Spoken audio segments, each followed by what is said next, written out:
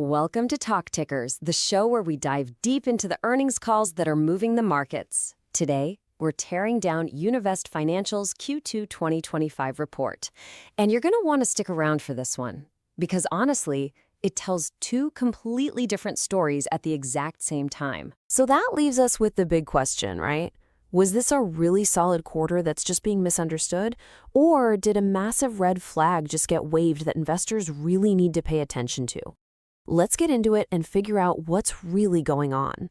Okay, first things first. Let's look at the headline numbers.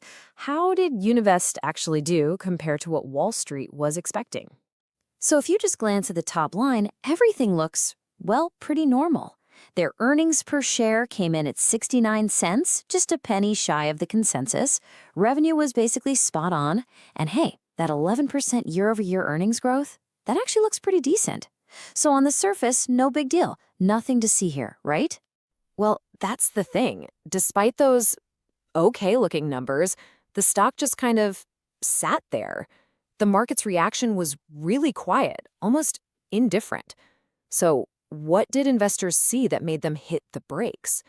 This is where the real story begins. And that brings us to the heart of this quarter. It really is a tale of two metrics.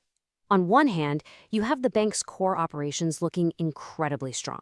But on the other hand, you've got this one huge headwind that just changes the entire picture. And to really get the good part of the story, we have to talk about something called net interest margin, or NIM. For anyone who might be new to bank stocks, this is everything. It's the core measure of how profitable a bank is. A rising NIM is exactly what you want to see. And boy, did Univest deliver here. Their net interest margin for the quarter hit an impressive 3.20%. In this kind of environment, that is a fantastic sign of just how well their core business is running. And that amazing margin, well, it translated directly into income. The bank's main earnings engine, its net interest income, just surged by almost 17% compared to last year. By all accounts, the fundamental business was absolutely firing on all cylinders. But, and this is a huge but, all of that great news, all that positive momentum was completely overshadowed by one single loan that went bad. And it changed the entire conversation. And here it is. This is the number that gave the entire market whiplash. $7.8 million in net charge-offs. Now, to put that into perspective, in the same quarter last year, that number was less than $1 million. This one data point explains all of the market's hesitation. So what on earth happened? Well, the whole mess comes from a single commercial loan, a big one. Nearly $24 million.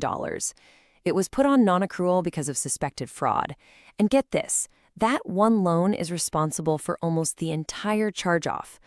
The only potential silver lining, if you can call it that, is that management says the rest of the loan is backed by real estate collateral. So on the earnings call, as you can imagine, management's playbook was crystal clear. They immediately tried to frame this as a one-off, an isolated incident, basically saying, hey, don't worry, this isn't the start of a bigger problem. They wanted to reassure everyone that their overall credit quality is still solid. Okay, so with that whole drama from Q2 in our minds, let's look forward. What's management's game plan for the rest of the year, and what clues can we find in the analyst Q&A session? So here's their updated guidance. They're telling us to expect pretty modest loan growth, somewhere between 1% and 3%. But, and this is key, thanks to that strong margin we talked about, they're still expecting net interest income to grow a very healthy 10 to 12%. And, importantly, look at their provision for credit losses. That $12 to $14 million range suggests they think the worst of this single bad loan is now in the rearview mirror. You know, digging into the Q&A always gives us a little more color. First, that weak loan growth, it's not because they aren't making new loans. Actually, production is strong. The issue is that customers are paying off their old loans early. Second, their capital strategy is pretty straightforward. Keep buying back shares, but don't hold your breath for a big M&A deal. And finally, they gave a heads up to expect that stellar name to dip just a little next quarter. All right, let's put all these pieces together now. It is time for the next call, where we combine everything we've learned into our forward-looking view and, of course, our official rating on the stock. So here's how we're going to build our call. We'll look at the Q3 outlook, identify what could really move the stock price, and then we'll land on our final rating. Let's do it. This quarter was the perfect example of a two-sided coin.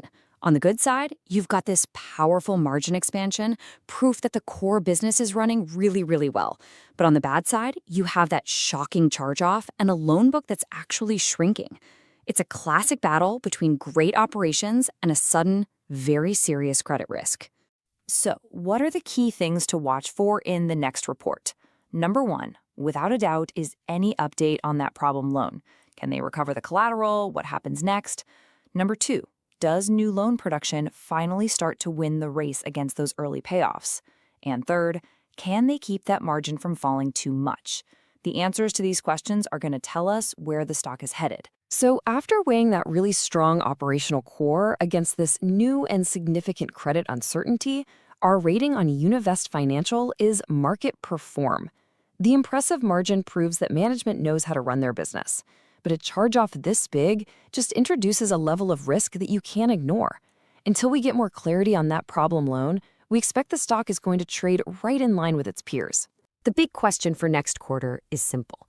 Was this fraud case a one-time fluke, or was it the first crack in a foundation that, until now, looked incredibly strong? That's what the market will be waiting to find out. And of course, this explainer is for informational purposes only. This is not financial advice.